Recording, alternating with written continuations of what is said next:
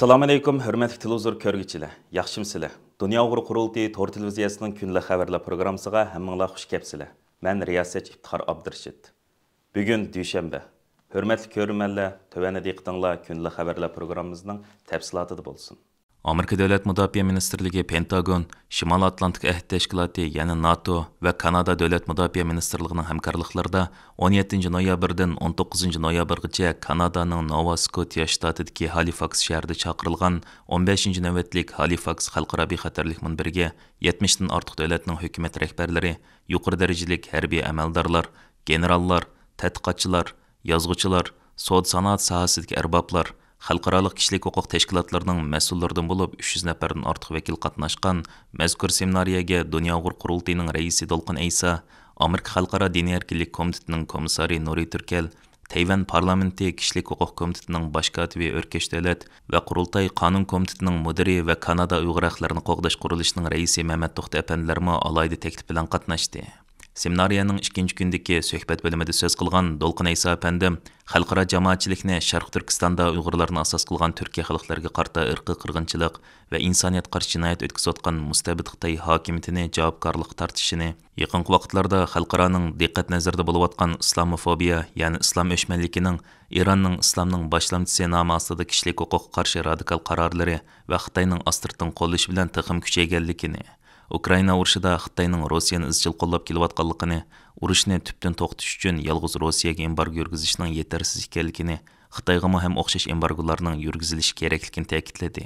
Dolqun Eysa apandimning bir qism yuqori darajalik davlat rahbarlari bilan birga sahnaga so'zlik taklif qilinishi yig'in ahlining va kuzatuvchilarning alayda diqqatini qo'zg'ab qolmay, muhojiratga Uyg'ur qarindoshlarimizni iftixorlantirdi. Dolqun Eysa apandim suhbat bo'limida qilgan so'zida mundaq deb ko'rsatdi. Navbatda biz butun dunyo xalqining intayin mushkul bir vaqtda turayotganligiga shohid bo'lyapmiz. Bo'libmi Xitoy dunyo tinchligiga bevosita tahdid solmoqda. Xitoy Rossiya bilan cheksiz do'stlikqa ega bo'lib qolmay, balki yana Rossiyaning Ukraina qo'zg'agan urushini izchil turda astirtin qo'llayotganligini ko'ryapmiz. Hong Kongda demokratiyaga xotim berildi. Buningga butun dunyo shohid bo'lgan bo'lsa-mu, hech qanday ish qilmadi. Bugun Tibet xalqi iztirob chekyapti. Xitoy hukumatı Tibetlarga madaniyat qirg'inchilik yurgizyapti. Uyg'urlarni alsaq, 2016 yıldan bu yanqı 6 yildek vaqtdan beri 3 milyondan artıq Uyghur, Qazaq və başqa Türkiyə xalqlar 21-ci əsrdəki cəza lagerlərdə yetivatıdı. Bunundan 76 yıl avval dünya rəhbərləri bunda qırğınçılıqның qaytılanmaydıqlıq toğruluq vədə bərgən. Əfsuski bu qırğınçılıq yana qayt yüz berdi. Dünya bunun şahid bo'lib bolsa-mu, ammo sukut qilmoqda. Dolqun Eysa apandim so'zda yana garchi xalqarada Xitoyning qirg'inchiligiga qarta chuqonlar ko'tarilgan bolsa-mu, qirg'inchilikni to'xtatish uchun nuqul so'zlab qo'yishning kupay qilmaydiganligini, navbatda Xitoyning boshqa davlatlarga istibdodlikni eksport qilayotganligini, Xitoyga qo'shni davlatlarning hech birining bexatar emasligini ta'kidlab, mundaq dedi. Yolg'iz so'zlab qo'yishlar Xitoyning bu qirg'inchilikni to'xtatishga kupay qilmaydi. Xitoy Uyg'ur, Tibet va Hong Kongliklarni bostirib qolmay, balki yana o'zining bostirish siyosatini boshqa davlatlarga eksport qilmoqda. Xitoyning bir balvoq bir yo'l qurilishi Shi Jinpingning g'oyasi bo'lib, uning zamin kengaymichilik qurilishidir. Shu navbatda Sharq Osiyo va Tinch okeanga Xitoy qo'shni hech qanday bir davlat bexatar emas. Yaqında Global Times'ning xabar qilishicha, Xitoy Tashqi ishlar ministrligi oldingi oyning oxiri Yaponiyaning poytaxti Tokioda ochilgan xalqaro Uyg'ur munbiri parlament a'zolari uchrashishining axborot e'lon qilish yig'inida Sharq Turkistondagi kishilik huquq dafsanchiligi va Uyg'ur irqiy qirg'inchiligiga qarshi e'lon qilgan o'rtaq xitobnomasiga qarshi kishilik huquqni bahona qilib, har qanday shaxs yoki kuchning Jungoga hujum qilish va tuhmat qilish qilmishiga qat'iy qarshi turmiz deb bayonot e'lon qilishi kuzatuvchilarning alohida diqqatini qo'zg'adi. Mazkur xitobnomada yana Yaponiya hukumatidan Sharq Turkistondagi kishilik huquq vaziyatini mustaqil tekshirish uchun bir hay'at avatishimi talab qilingan edi.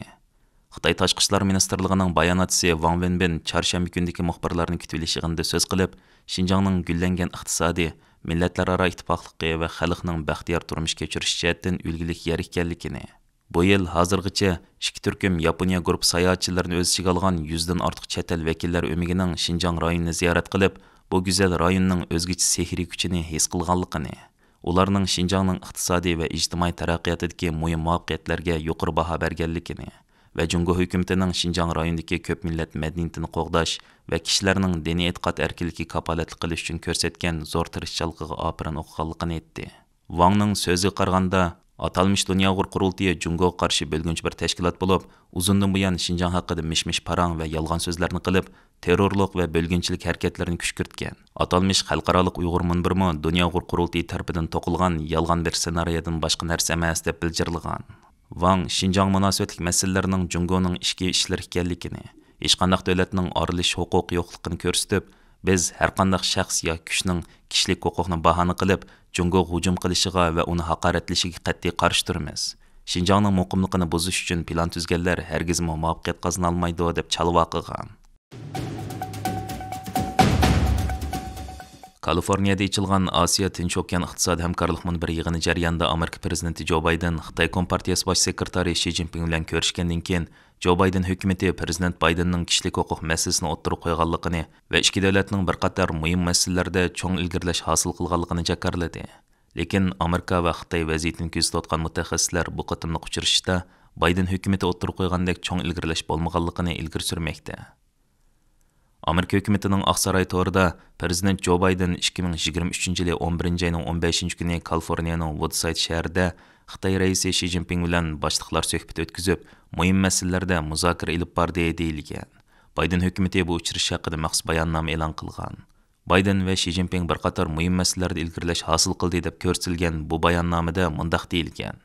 Ikki rahbar fentanilga o'xshash birikma zaharlik chekimlikka qarshi turish masalasida davomli aloqalashish, hamkorlashish va qonun ijro qilish xizmat guruhi qurish haqida kelishim hosil qildi. Ikki rahbar hamkorlashishga bo'ladigan sohalar bo'yicha ikki taraflik va dunyoviy masalalar haqida samimiy va ijobiy muzokara olib bordi. Ammo amerikalik siyosiy analizchi Dr. Andrew Skor bu uchrashda Bayden hukumati o'tirib qo'ygandek ikki taraflik va dunyoviy masalalar ustida ilgirlash bo'lmaganligini ilgari surib mundaq dedi. Meningcha bu bir ilgirlash emas. Chunki Xitoy Amerika prezidenti va uning guruhining oldida Tayvanga tajovuz qildiganligi to'g'risida tahdid soldi. Amaliyotda Xitoy nuqtaliq masalalardan biri bo'lgan fentanil masalasida hamkorlik o'rnatishga qo'shildi deyilyotdi.